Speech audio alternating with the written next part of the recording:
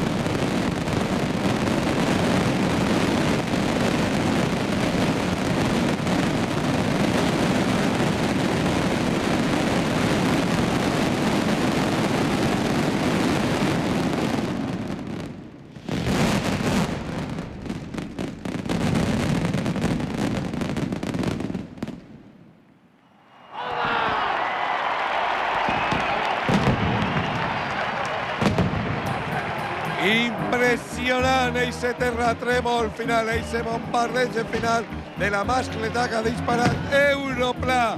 L'enhorabona, una gran mascletà amb força des del principi, combinant perfectament el foc aeri i el foc terrestre. Magnífica amb força i en un ritme molt acertat. Ahí està la presentació de la gent que s'acosta a les valles, al recinte on s'ha disparat la mascletà per felicitar als pirotècnics d'Europla de Bèlgida.